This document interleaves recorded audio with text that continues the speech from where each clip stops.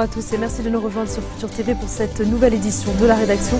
Voici les titres de ce journal. Soulagement et émotion des familles au lendemain de la libération de 5 militaires libanais détenus par le Front al-Nosra.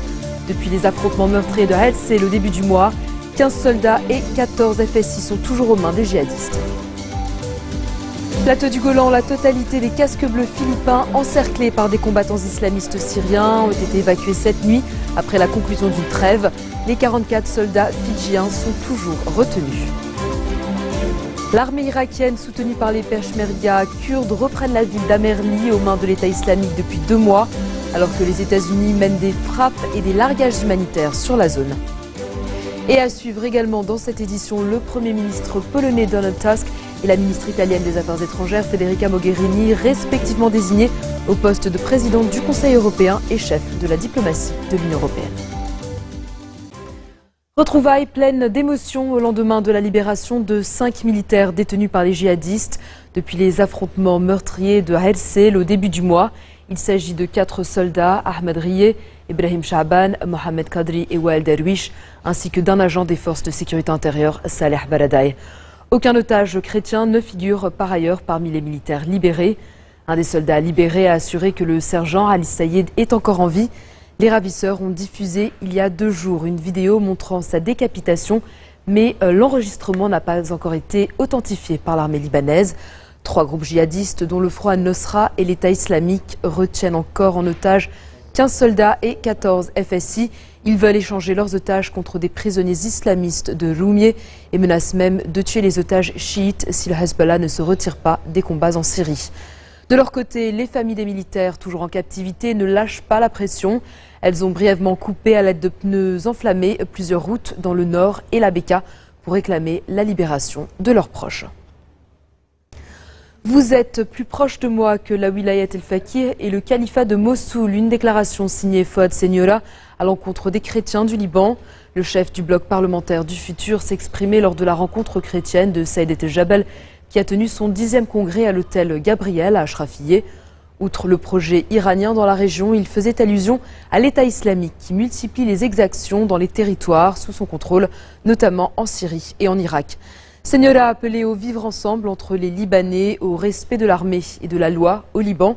L'ancien Premier ministre a indiqué que la priorité est de préserver la continuité de l'État en élisant un nouveau président dans les plus brefs délais. Selon lui, le pays a besoin d'un chef de l'État qui représente l'unité du Liban, comme le stipule l'accord de Taïf, et qui se conforme à la déclaration de Barabda. Antoine Zahra estime pour sa part que nul ne sera en mesure de diviser l'armée libanaise, comme ont tenté de faire les ravisseurs des militaires en libérant des otages d'une communauté confessionnelle déterminée. Selon le député des forces libanaises, le militaire libanais est loyal à l'État et aux institutions étatiques légales. En ce qui concerne la présidentielle, il a accusé le Hezbollah et Michel Aoun de bloquer toutes les institutions. Il s'est également dit opposé à la prorogation du mandat du Parlement au-delà du mois de novembre. Le ministre de la Justice, Achraf Rifi, a créé la polémique après avoir demandé aux autorités judiciaires d'engager des poursuites contre des individus qui ont brûlé un drapeau de l'État islamique sur la place Sassine à Ashrafiyeh. Dans un communiqué, Rifi dénonce le fait que des inscriptions religieuses, en l'occurrence il n'y a d'autre Dieu que Dieu et Mahomet et son prophète, ont été insultées de la sorte. Selon lui, ces inscriptions n'ont aucun rapport avec le drapeau du groupe djihadiste qui les affiche sur son étendard. En réaction à cette décision, l'avocat et député membre du CPL, Ibrahim Kenaan, a annoncé qu'il va se charger de la défense des jeunes qui ont brûlé le drapeau. Pour sa part, le ministre des Affaires étrangères, Gebran Bassil, a appelé les responsables libanais à ne pas confondre islam et État islamique. Autre conséquence, des croix ont été incendiées dans le camp de Ain el-Halweh, à Saïda ainsi qu'à Tripoli, où des slogans antichrétiens ont été écrits sur les murs d'une église. Rifi a ordonné l'ouverture d'une enquête. Les 40 casques bleus philippins bloqués sur le plateau du Golan ont tous été évacués sains et saufs. Assaillis par des combattants syriens, ils sont finalement parvenus à quitter leur position à la faveur d'un cessez-le-feu. Un premier groupe d'une trentaine de soldats avait déjà été extrait de sa position par des véhicules blindés de l'ONU. Les soldats de maintien de la paix ont été repositionnés au camp Zioaini. Par ailleurs, les négociations se poursuivent pour tenter de faire libérer les 44 autres casques bleus fidjiens capturés jeudi dans une autre partie du Golan. Le front Al-Nusra, branche syrienne d'Al-Qaïda, a revendiqué leur enlèvement la nuit dernière, affirmant qu'ils étaient bien traités. Plus de 1200 casques bleus sont déployés sur le plateau du Golan. Ils sont chargés de surveiller le cessez-le-feu en place depuis 1974 entre la Syrie et Israël.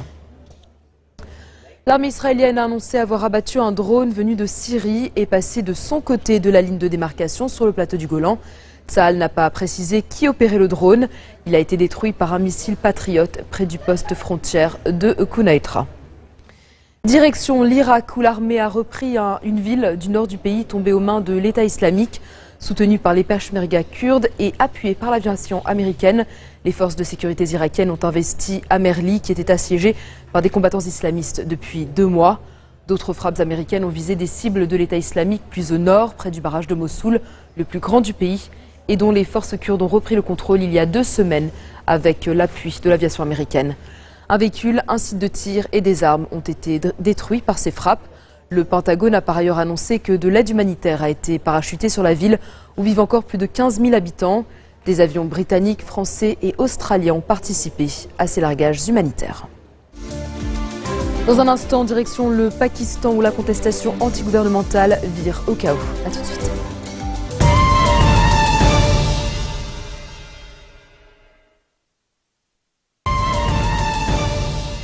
Retour sur le plateau de l'info du 16-40. Après la nomination fin juin du luxembourgeois Jean-Claude Juncker pour diriger la Commission européenne, le trio de tête de l'Europe est désormais au complet. La ministre italienne des Affaires étrangères, Federica Mogherini, va remplacer Catherine Ashton à la tête de la diplomatie européenne. Le Premier ministre polonais Donald Tusk prendra lui la place d'Herman Van Rompuy à la présidence du Conseil européen. Leur nomination a été annoncée lors d'une conférence de presse à Bruxelles. Cette fois, il n'aura fallu que 2 heures aux dirigeants européens pour se mettre d'accord. Après un sommet raté en juillet, les 2 lauréats étaient les favoris dans cette course aux plus hautes fonctions européennes. Un duo qui a l'avantage de respecter le fragile équilibre entre l'Est et l'Ouest de l'Union. Donald Tusk présidera donc les sommets de l'Union européenne à partir du mois de décembre. Il a estimé possible de combiner discipline budgétaire et croissance économique. Federica Mogherini, pour sa part, a déclaré que l'Union européenne doit garder la porte ouverte à une solution diplomatique de règlement de la crise en Ukraine, même si elle travaille à de nouvelles sanctions contre la Russie. Et puis, s'exprimant à l'issue du sommet de Bruxelles, François Hollande a une nouvelle fois mis en garde contre un risque d'escalade en Ukraine et appelé son homologue russe Vladimir Poutine au dialogue. On l'écoute. Il y a des risques encore majeurs d'escalade. C'est pourquoi nous sommes arrivés déjà à un point particulièrement dangereux et qui doit être le point ultime. Au-delà, c'est quoi? C'est l'enchaînement des opérations militaires, c'est le déchaînement des forces armées, c'est une provocation qui en entraîne une autre et c'est un débordement. Donc le dialogue, il est toujours possible. Mais faut-il encore qu'il y ait une base pour le dialogue et surtout qu'il y ait une conclusion. C'est pourquoi il ne doit pas y avoir de perte de temps. Il ne peut pas y avoir une suspension de ce dialogue ou un report au prétexte qu'il y a un voyage qui est effectué par le président russe, alors même qu'il y a des morts en ce moment même en Ukraine et qu'il peut y en avoir encore beaucoup d'autres dans les prochains jours. Pendant ce temps, sur le terrain en Ukraine, l'armée ukrainienne a libéré un groupe de 10 parachutistes russes capturés la semaine dernière. En échange, Moscou a relâché 63 soldats ukrainiens qui étaient entrés en territoire russe pour fuir les combats. Cet échange peut apparaître comme le signe d'une légère détente entre les 2 pays après plusieurs jours d'escalade dans les combats autour des bastions sécessionnistes et après l'ouverture d'un 2e front avec la prise de la petite ville côtière de Novoazovsk.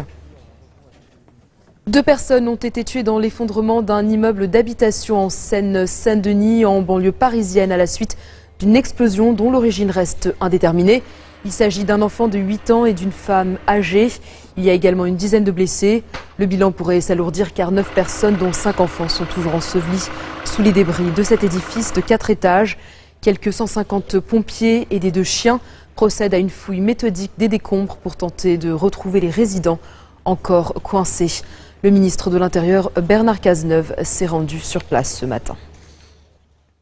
Au moins 2 morts et plus de 400 blessés, c'est le bilan d'une nuit d'affrontement à Islamabad, la capitale du Pakistan. Et ce dimanche, la tension est toujours palpable entre les forces de l'ordre et les milliers d'opposants qui réclament la démission du Premier ministre Nawaz Sharif. Le chef du gouvernement est accusé d'avoir bénéficié de fraude massive lors des législatives de 2013.